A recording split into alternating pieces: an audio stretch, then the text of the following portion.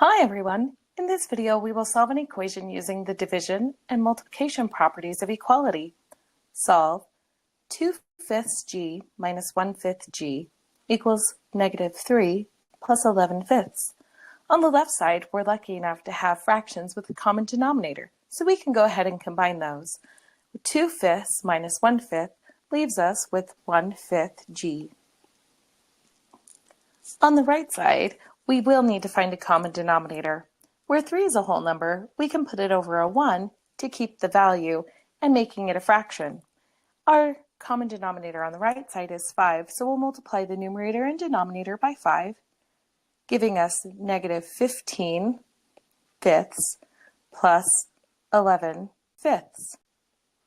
Now we can combine the terms on the right side. -15 plus 11 gives us -4 fifths, and on the left side we still have 1/5 g.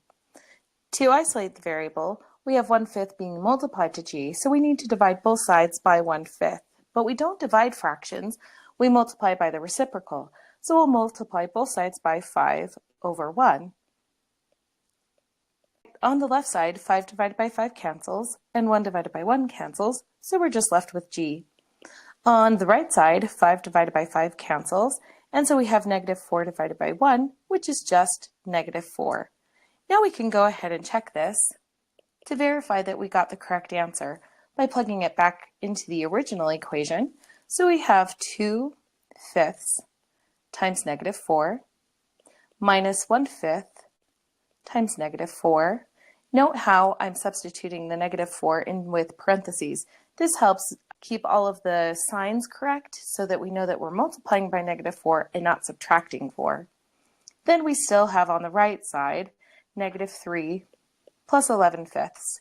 And we already simplified that so that we know that the answer on the right side will end up being -4 fifths.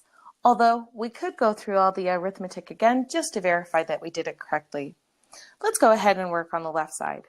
-4 times 2/5. Since the 4 is not a fraction, we can put it over a 1 and then multiply numerator to numerator, giving us -8, and denominator to denominator, which is 5. Then on the right side, we have a subtract 1/5, and we can change this to add the opposite so that we have a negative times a negative, which makes a positive. And again, the -4 does not have a denominator, so we can put it over a 1.